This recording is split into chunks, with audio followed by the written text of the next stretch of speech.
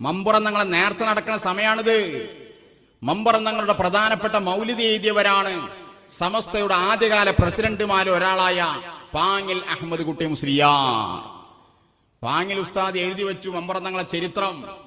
കാന കുത്തുബുസ്സമാൻ, അവർ കുത്തുബുസ്സമാൻ, സമാനിന്റെ കുത്തുബായ അധികാര പദവിയിലെത്തിയവരായി. ഫക്കാന, അതല്ല അറബിയിലൊരു ഫാ ഉണ്ടല്ലോ അവിടെ. അള്ളാഹു പ്രത്യേകമായ അധികാര പദവിയിൽ എത്തിയ സമയം അവരുടെ വസ്ത്രധാരണത്തിലൊക്കെ മാറ്റം വന്നു.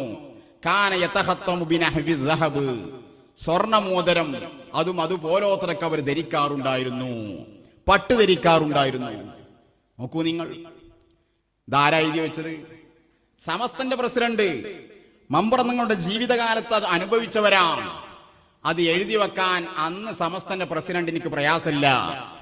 അന്നത് കേട്ട് മനസ്സിലാക്കിയ സമൂഹം അവർക്കും അതിലൊന്നുമില്ല.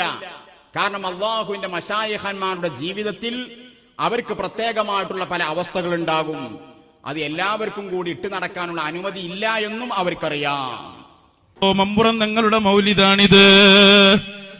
മഹാനായ പാങ്ങിൽ അഹമ്മദ് കുട്ടി മുസ്ലിയാർ സമസ്തയുടെ പ്രസിഡന്റ് ആയിരുന്നല്ലോ, സെക്രട്ടറി ആയിരുന്നല്ലോ. മഹാനവറുകൾ എഴുതിയ മൗലിദ് ഇതിന്റെ 15ാമത്തെ പേജിൽ മഹാനായ മമ്പുറന്നങ്ങളെ കുറിച്ച് പറയാണ്. മമ്പുറന്നങ്ങളെ കുറിച്ച് ഇത് പറഞ്ഞപ്പോ ഒരാൾ പിന്നെ ചോദിച്ചു, ആ ചെറുപ്പത്തിലേറ്റ ധരിച്ചതാവും. ചെറുപ്പത്തിലൊന്നും ധരിക്കൂല, ചെറുപ്പത്തിൽ ധരിച്ചിട്ടുണ്ടാവും കേട്ടോ. വസോറ കുത്തുബുസ്സമാൻ, മമ്പുറന്നങ്ങൾ കുത്തുബുസ്സമാനായി. അക്കാലത്തെ ഔസായി.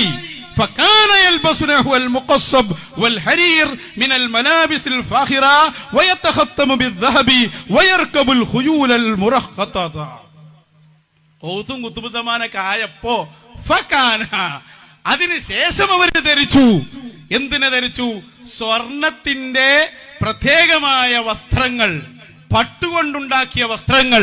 മാത്രമല്ല സ്വർണ്ണ മോതിരം ധരിച്ചു അവർ.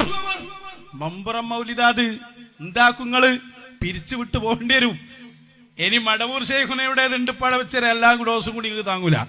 അപ്പൊ എന്താ നമ്മൾ ഈ പറയുന്ന നിങ്ങള്, ഞങ്ങൾ ഈ പറഞ്ഞു വരുന്ന വിഷയം മമ്പുറം തങ്ങൾ അങ്ങനെ ധരിച്ചു എന്ന് വന്നാൽ അത് അംഗീകരിച്ചു കൊടുത്തേക്കണം. ചോദ്യം ചെയ്യാൻ പോകരുത്. ഞമ്മക്ക് ധരിക്കാൻ പറ്റുമോ? പറ്റില്ല.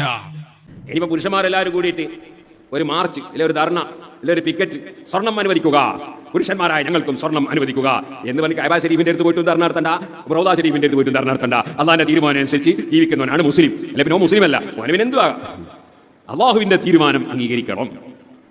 ഫലാ വറബ്ബിക ലാ യുമിനൂന ഹത്താ യുഹക്കിമുക ഫീമാ ശജറ ബൈനഹും ثم لا يجدوا في أنفسهم حرجا مما قضيت ويسلموا تسليما.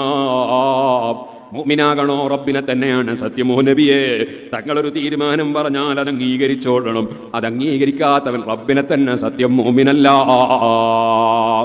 അപ്പോൾ പിന്നെ പുരുഷന്മാർ എനിക്ക് സ്വർണ്ണാഭരണം ധരിക്കണമെന്ന് ആഗ്രഹിക്കരുത്, അതിനുവേണ്ടി ചിന്തിക്കരുത്, അതുമായി മുന്നോട്ട് പോകരുത്.